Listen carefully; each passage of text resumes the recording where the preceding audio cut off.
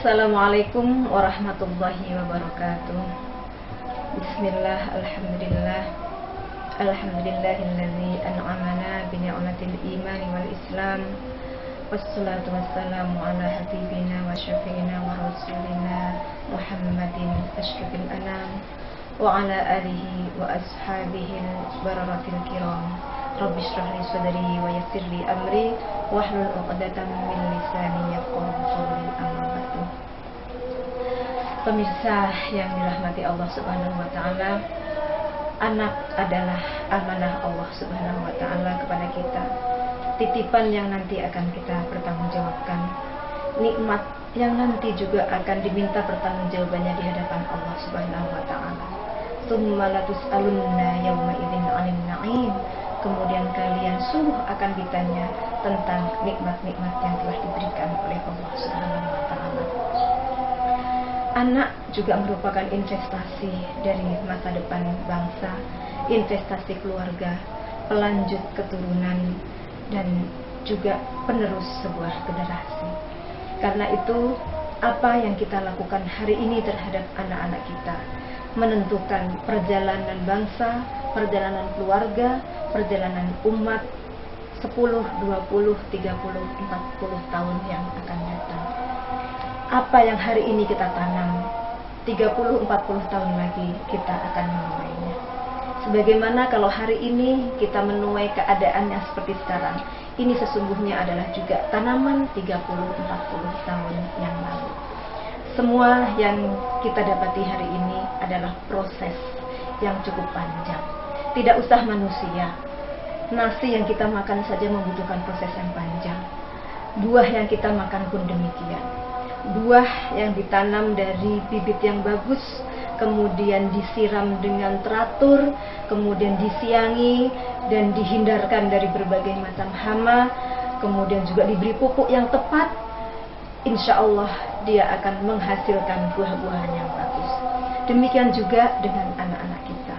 Ketika pendidikan kepada mereka sejak usia dini diberikan dengan sangat baik, maka insya Allah ke depan kita akan menuai pribadi dan generasi yang soleh dan mulia.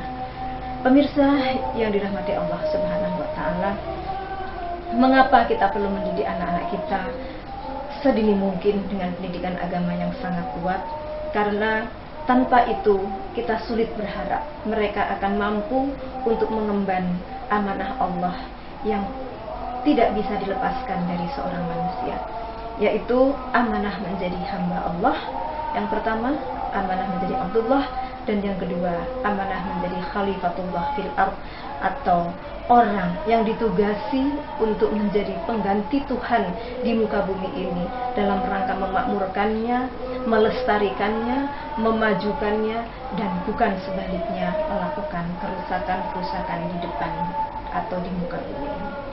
Tentu saja untuk menjadi hamba Allah dan khalifah Allah yang ideal bukan hal yang gampang, bukan hal yang bisa terjadi secara instan.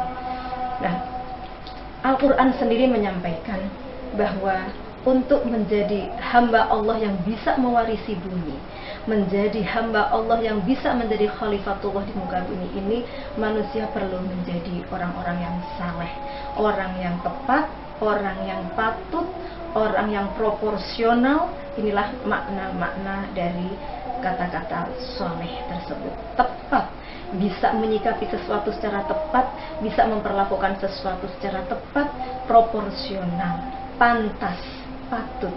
Nah, karena itu Allah Subhanahu wa taala berfirman dalam surah Al-Anbiya ayat 105, katabna fi zaburi annal arda yarisuha ibadiyas sholihun. Dan sungguh telah kami tulis dalam kitab Zabur bahwasanya bumi ini akan diwarisi oleh orang-orang yang soleh. Tanpa mempersiapkan anak-anak kita menjadi orang-orang yang saleh, dunia ini akan menjadi cepat kiamat karena kerusakan di muka bumi terjadi sedemikian dahsyat lantaran ketidaksalehan orang-orang yang ada di hadapannya. Jadi kalau hari ini kita menyiapkan anak-anak kita untuk menjadi anak yang saleh, sesungguhnya yang kita harapkan bukan sekedar dia menjadi anak yang berbakti kepada kedua orang tuanya, tetapi selain menjadi orang yang berbakti pada kedua orang tuanya, qurrata a'yun, menjadi penenang dan penentram hati orang tuanya, anak-anak kita juga kita harapkan menjadi imaman lil muttaqin, sebagaimana doa yang sering kita panjatkan yang ada dalam surah Al-Furqan. Rabbana hab lana min azwajina wa dzurriyyatina qurrata a'yun waj'alna lil muttaqina imama. Qurrata a'yun, berperilaku baik, membahagiakan, memancarkan kebahagiaan bagi orang-orang sekelilingnya, bagi kedua orang tuanya, bagi lingkungannya, dan sekaligus juga mampu menjadi pemimpin bagi orang-orang yang bertakwa. Bukan pemimpin sembarang pemimpin, karena setiap ada kelompok manusia itu ada pemimpinnya ya. Ada kelompok preman pasti ada pemimpinnya. Tapi kita berharap anak-anak kita menjadi pemimpin orang-orang yang muttaqin, dan karena itu pendidikan agama menjadi sangat mutlak dan niscaya mesti diberikan sedini mungkin. Nah, Islam mengajarkan bahwa pendidikan agama ini tidak dimulai pada waktu usia TK, tidak dimulai pada saat usia SD, bahkan dimulai sejak kita belum menikah dan kita mau memilih pasangan hidup. Kita memilih calon suami atau calon istri yang kira-kira nantinya akan bisa menjadi partner di dalam mendidik dan mengasuh anak, gitu ya. Fa'ah di dalam konsep Islam, Nabi juga punya sekian banyak kriteria, dan yang paling penting adalah calon istri atau suami kita orang yang punya keteguhan, punya kematangan, tidak sekedar ilmunya dalam agamanya. Insya Allah dengan pasangan yang tepat, dengan pasangan yang bisa bersinergi di dalam menjadi orang tua, menjalankan fungsi parentingnya dengan baik, kita telah membangun pilar yang kokoh untuk pendidikan terhadap anak dan generasi yang akan datang. Jadi dimulainya dari jauh-jauh hari. Ketika anak sudah ada di dalam kandungan, maka kehidupan telah dimulai. 1000 hari pertama dalam kehidupan telah dimulai, yang ini akan menentukan dengan sangat signifikan perjalanan kehidupan manusia selanjutnya. Karena itu, kalau hari ini kita mendengar ada teori-teori modern ketika anak dalam kandungan, sebaiknya sudah diperdengarkan musik-musik klasik untuk memacu kecerdasan otaknya dan juga kecerdasan emosinya. Maka Islam sesungguhnya telah jauh hari juga mengajarkan kepada kita bahwa anak yang ada dalam kandungan sebaiknya sudah diperdengarkan kalimah-kalimah thayyibah. Orang tuanya, misalnya ibunya, ayahnya rajin membaca Al-Quran, atau diperdengarkan hal-hal yang positif karena anak kita sudah belajar. Dan ini ternyata sebangun dan terbukti oleh penelitian ilmiah bahwa organ pertama yang berfungsi dari anak adalah pendengaran. Karena itulah ketika anak baru lahir, ketika matanya belum melek, belum bisa melihat apapun, yang diperdengarkan adalah azan dan iqomah di telinga kanan dan di telinga kiri. Ini sesungguhnya sejak dalam kandungan, dan ketika lahir anak sudah harus mendapatkan pendidikan agama, diperdengarkan kalimah-kalimah thayyibah. Nah, setelah anak lahir dan kemudian anak menjalani proses-proses masa emas, golden age di usia dini, pendidikan agama juga sangat penting untuk kita tanamkan. Karena disitulah kepribadian anak kita bentuk, orientasi kehidupan anak-anak kita bentuk, dan bagaimana kita berharap karakter anak-anak kita ini kita bentuk. Karena itu, pada saat anak-anak kita masih usia balita, sangat ideal jika kepada anak-anak tidak hanya kita tanamkan iman dan Islam, tetapi juga kita tanamkan ihsan ketika anak-anak kita masih usia belia. Kita ajari anak kita Islam itu apa, kita ajari anak kita iman itu apa, iman kepada Allah itu artinya dalam kehidupan sehari-hari seperti apa, iman kepada Nabi itu implementasinya seperti apa. Nah, lebih dari itu, anak-anak juga kita ajarkan, dan ini menjadi sangat relevan dalam dunia dan kehidupan kita masa kini, yaitu kita ajari anak-anak kita ihsan. Hal yang mohon maaf sekarang agak-agak terabaikan. Jadi ketika anak kita sudah mulai bertanya tentang Tuhan, ketika anak kita sudah mulai bisa ngumpet-ngumpet misalnya, maka saatnya kita sudah sampaikan tentang ihsan. Perlunya Allah hadir dan dihadirkan dalam kehidupan anak. Nak, bisa jadi ibu dan ayah tidak melihatmu ketika di kamar sendirian, tetapi Allah selalu melihatmu dan mengawasimu.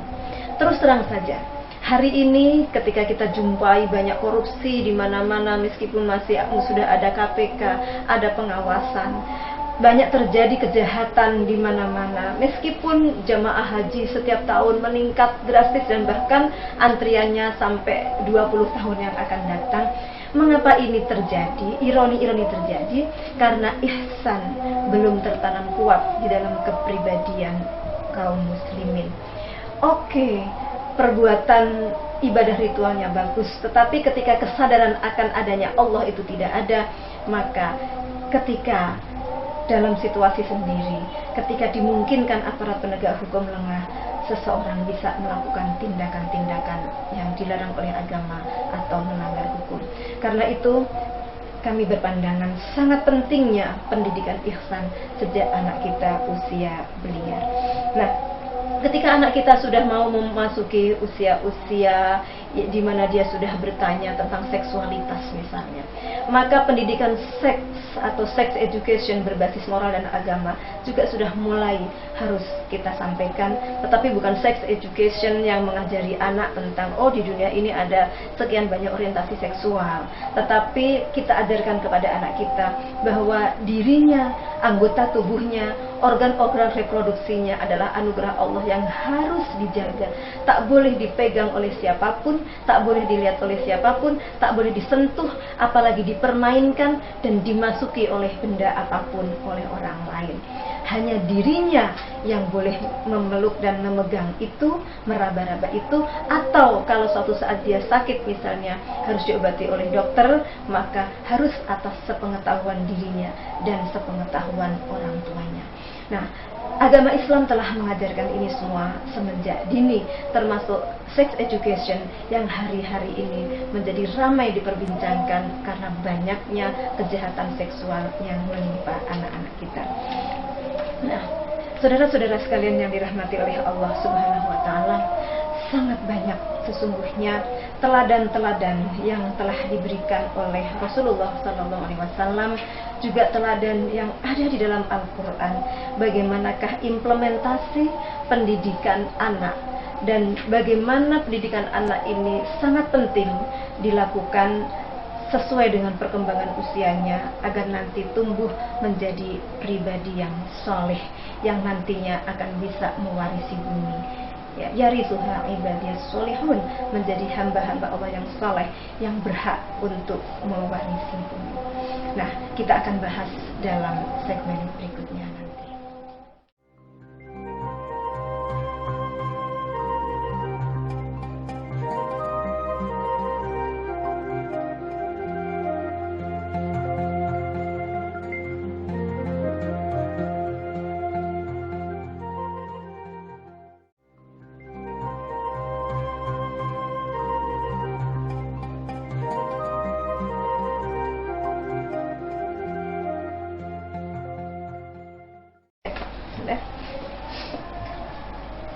Pemirsa yang dirahmati Allah Subhanahu wa Ta'ala, pendidikan agama bagi anak-anak kita tidak hanya pendidikan yang sifatnya kognitif, mengenal siapa nama-nama nabi misalnya. Meskipun harus kita akui, anak-anak kita hari ini masih jauh lebih mengenal anak-anak artis daripada anak-anak nabi. Tetapi sesungguhnya itu tidak cukup. Tidak hanya pengetahuan-pengetahuan kognitif saja yang perlu kita kenalkan pada anak-anak kita. Ada ilmu, dan bersamaan dengan ilmu juga ada hikmah yang perlu kita sampaikan kepada anak-anak kita. Ilmu membuat anak-anak kita tumbuh tahu, how to know, bagaimana dia tahu ini apa, ini bagaimana, mengapa begini, mengapa begitu. Dengan ilmu juga anak-anak tahu mana yang boleh dan mana yang tidak boleh. Dengan ilmu juga anak-anak tahu apa yang harus dilakukan hari ini dan apa yang harus dilakukan esok hari. Dengan ilmu anak-anak kita menjadi tahu bahwa kita hidup tidak hanya di dunia, tetapi juga ada masa tua, ada alam kubur, dan juga ada alam akhirat. Nah, hikmah mengajarkan anak-anak kita tumbuh menjadi pribadi yang bijaksana, pribadi yang penuh keadilan, pribadi yang penuh kearifan, pribadi yang mampu untuk menjadi pemimpin, pribadi yang mampu memberikan pengayoman kepada orang-orang sekelilingnya, pribadi yang cerdas secara sosial, cerdas secara emosional, cerdas secara spiritual.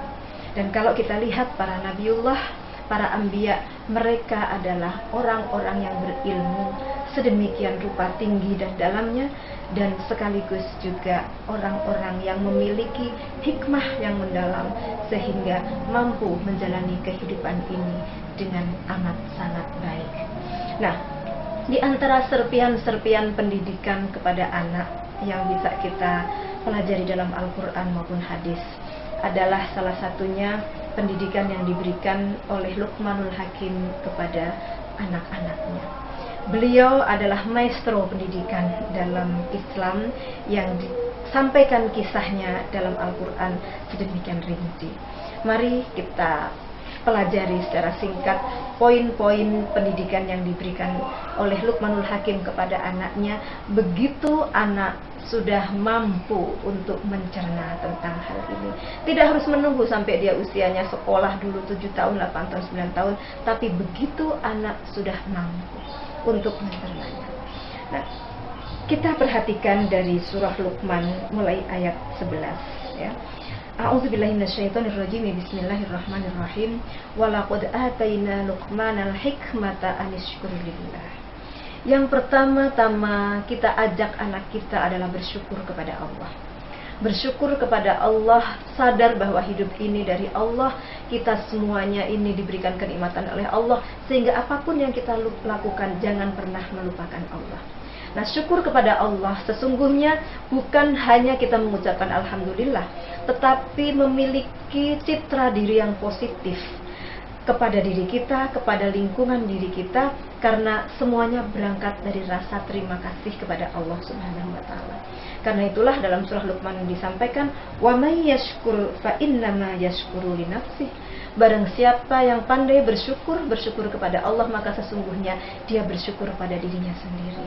Anak-anak kita ketika sudah kita ajari dengan syukur yang baik, maka insya Allah dia akan tumbuh menjadi pribadi yang positif, berpikir positif, bertindak laku yang positif, melakukan hal-hal yang positif, begitu ya, berbagi dengan temannya juga hal-hal yang positif, dan itu kemudian berdampak positif pada pertumbuhannya kelak.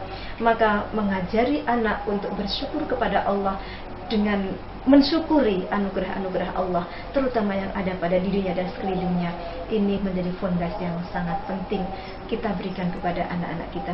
2 tahun anak kita sudah dapat untuk kita berikan pendidikan bersyukur, terima kasih ketika mendapatkan sesuatu, alhamdulillah ketika selesai melakukan sesuatu, bismillahirrahmanirrahim ketika dia akan melakukan sesuatu. Ketika menyantap kita ingatkan, oh nak, ini ditanam oleh Pak Tani sekian lama, maka jangan disia-siakan. Ini contoh-contoh mengajar bersyukur kepada anak sejak usia dini. Dan yang kedua, pada surah Luqman kita juga diajari oleh Allah Subhanahu wa taala melalui perantaraan Nabi Luqman, yaitu wa idh qala Luqmanu libnihi wa huwa ya'idhuhu ya bunayya la tusyrik billah. Begitu anak sudah mulai bertanya, siapa sih Bu, siapa sih ya yang menciptakan alam ini, maka kita sudah bisa menjelaskan Allah lah yang menciptakan, jangan syirik. Nah, tentu hari ini kita tidak kurang relevan lagi kalau mengajarkan syirik itu menyembah berhala, menyembah batu-batuan, karena memang hari ini yang demikian sudah tidak lazim. Akan jauh lebih kontekstual ketika anak-anak kita ajari jangan syirik ya nak, bahwa apa-apa itu kita gantungkan kepada Allah. PD kita, rasa senang kita, semuanya kita kembalikan pada Allah. Janganlah kita menjadi tidak pede hanya karena kita bajunya kurang bagus dibandingkan dengan teman-teman kita. Janganlah kita menjadikan berhala-berhala ya di luar Allah Subhanahu wa taala. berhala berupa harta, kalau anak-anak kecil juga mungkin mainan, begitu ya. Berhala berupa teman, berhala berupa tontonan. Jadi kalau misalnya sampai nggak nonton, maka kemudian sampai nangis, sampai guling-guling. Sesungguhnya ini berhala-berhala kecil yang ada dalam keseharian kita. Maka mengajari anak untuk tidak syirik adalah bagaimana kita membangun keseimbangan hidup kepada anak-anak kita, agar jangan menjadikan hal di luar yang hakiki, di luar Allah Subhanahu wa Ta'ala, sebagai berhala-berhala kecil dalam kehidupan. Termasuk orang tua juga seringkali secara tidak sengaja menjadikan angka-angka sebagai berhala-berhala. Anak kita ketika belajar nilainya mungkin tidak terlalu bagus, maka anaknya digenjot sedemikian rupa sampai dieksploitasi harus nilainya bagus. Kalau perlu sampai melakukan hal yang curang, maka sesungguhnya jika orang tua demikian, orang tua telah memberhalakan angka-angka yang ada di dalam rapot. Dan sesungguhnya secara tidak sadar kita telah mengajari anak kita untuk syirik, karena syirik membuat manusia menjadi tidak bebas sebagai hamba Allah, tetapi menjadi terbelenggu, menjadi hamba-hamba dari berhala-berhala yang kita ciptakan. Bentuknya bisa macam-macam dalam kehidupan modern ini. Nah, berikutnya yang diajarkan oleh Luqman kepada anaknya adalah wa wassaynal insana biwalidayhi hamalathu ummuhu wahnan ala wahnin wa fisaluhu fi 'amaini an ishkurli wa liwalidayka ilayya masir. Setelah anak-anak kita ajari untuk punya citra diri positif dan juga tidak syirik dalam berbagai macam bentuk dan modusnya di era modern ini, maka anak kita mesti diajari untuk pandai berterima kasih kepada orang tua, berbakti kepada orang tua, diajari untuk pandai bersikap sopan santun kepada orang tua, karena orang tua melakukan hal yang sedemikian menderita di dalam mengasuh dan merawatnya. Anak-anak kita perlu kita bangun empatinya, betapa jasa dan peran orang tua begitu besar kepada kita. Yang ketiga, anak-anak kita diajari untuk bersikap baik, bersikap hormat kepada orang yang paling berjasa kepada kita. Dan yang keempat berikutnya, ketika ternyata orang tua itu mengajak atau mengajarkan hal yang tidak benar, ya, dalam surah Luqman disimpulkan dengan ala antusyrika bima laysa laka bihi ilm fala tuti'huma wasahibhuma fid dunya ma'rufa. Nah, bahkan yang kelima ini pendidikan yang amat sangat penting. Bagaimana kita bisa mengajari anak kita untuk bisa bersikap baik sekalipun kita berbeda pendapat. Nah, ketika orang tua memaksa untuk syirik pun, tidak semestinya anak-anak kita melakukan perlawanan dengan cara yang frontal, dengan cara yang tidak beradab, tetapi tetap memperlakukan orang tua di dunia ini dengan cara-cara yang baik. Nah, jika hal demikian bisa kita tanamkan kepada anak kita, maka kita sesungguhnya telah memberikan pendidikan toleransi yang sedemikian tinggi kepada anak-anak kita. Terbiasa hidup berbeda, terbiasa menghadapi perbedaan, dan terbiasa mendialogkan perbedaan-perbedaan itu. Subhanallah, sangat luar biasa pendidikan Luqman kepada anak-anaknya. Kemudian yang berikutnya, Luqman juga mengajarkan wattabi' sabila man anaba ilayya. Ikuti jalan yang menuju Allah. Anak-anak kita di era modern ini, apalagi di era teknologi yang serba terbuka, maka setiap hari dihadapkan pada pilihan-pilihan informasi, pilihan-pilihan jalan hidup yang sedemikian beragam dan bisa membuat anak kita bingung. Jangankan anak kita sendiri juga seringkali disorientasi menghadapi banyak pilihan demikian ini. Karena itu, ketika sejak kecil kita biasakan anak kita untuk bisa memilih dan bertanggung jawab atas pilihannya, kita sesungguhnya telah membangun fondasi yang kuat anak kita untuk tidak gampang disorientasi di tengah banyak pilihan. Hal yang sangat kecil misalnya saya ingin berikan contoh. Nah, hari ini misalnya ini mau perpisahan sekolah, ada prom night di mana misalnya anak-anak harus dapat pasangannya. Nah, ketika kita mampu untuk meyakinkan anak-anak kita, tidak harus begitu kok nak kita untuk mendapatkan pasangan, untuk mendapatkan jodoh yang baik, tidak mesti harus pacaran seperti model-model seperti ini. Ketika semua orang melakukan, oh harus pesta ulang tahun dengan model yang begini-begini, oh kita bisa menawarkan hal yang lain. Gak mesti begitu, nak. Kita bisa datang pada waktu ulang tahunmu, kita bisa bersedekah kepada orang-orang yang lebih susah, maka kau melakukan sesuatu yang berharga di hari ulang tahunmu. Nah, hal-hal seperti ini sesungguhnya sudah bisa untuk kita tanamkan kepada anak kita, melakukan hal yang berbeda dari hal yang biasa, tetapi punya tujuan, punya prinsip, dan didasarkan atas satu norma yang benar, dan anak-anak kita mampu untuk memilih itu secara percaya diri. Maka wattabi' sabila man anaba ilayya. Ini satu prinsip yang penting yang ditanamkan oleh Luqman. Yang berikutnya, summa ilayya marji'ukum fa unabbi'ukum bima kuntum ta'malun. Hal yang berikutnya kita ajarkan kepada anak-anak kita bahwa kita semuanya nanti akan kembali kepada Allah Subhanahu wa taala. Karena itu, apapun yang kita lakukan, jangan pernah kita lupakan semuanya nanti akan dipertanggungjawabkan di hadapan Allah Subhanahu wa taala. Ada atau tidak ada orang tua, ada atau tidak ada guru, anak-anak kita ajari bahwa semua yang dilakukan dan yang dipikirkannya nanti dipertanggungjawabkan di hadapan Allah Subhanahu wa taala. Nah, yang berikutnya, yang ketujuh, Luqman juga mengajarkan, ini ajaran ihsan. Hai anakku, andai kata kamu berada di tengah-tengah gurun Sahara, atau berada di satu langit atau di bumi manapun, maka Allah akan melihatmu. Nah, ini kewaspadaan diri, kesadaran diri, pengendalian diri yang sangat tinggi. Jadi jauh lebih banyak pendidikan karakter ya, kalau kita perhatikan dari awal sampai ke yang ke-8 ini. Dan berikutnya, aqimis sholah. Nah, ketika karakter anak-anak kita terbentuk, maka pendidikan syariat, ibadah-ibadah ritual itu menjadi perlu dan harus senantiasa kita tanamkan kepada anak-anak kita. Disimpulkan dengan harus melakukan sholat, karena sholat ini ibadah yang paling berat kecuali buat orang-orang yang khusyuk. Bayangkan 5 kali sehari semalam. Nah, saudara-saudara sekalian, berikutnya pendidikan anak sangat penting juga untuk menanamkan keberanian beramar ma'ruf dan nahi munkar. Nah, disinilah perlunya ilmu. Bagaimana anak kita mampu beramar ma'ruf nahi munkar kalau dia tidak punya ilmu?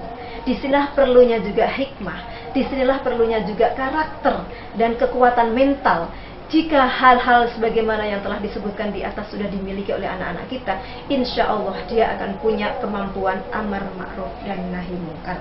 Nahi munkar memang jauh lebih susah daripada amar ma'ruf, tetapi insya Allah dengan ilmu yang kuat, dengan hikmah yang kuat, dengan berbagai macam kecerdasan, tidak hanya intelektual tetapi juga spiritual, emosional, dan sosial, insya Allah anak-anak kita akan mampu menjalani kehidupan itu, menjadi amar ma'ruf, melakukan amar ma'ruf dan nahi munkar. Dan berikutnya, dilatih kesabaran.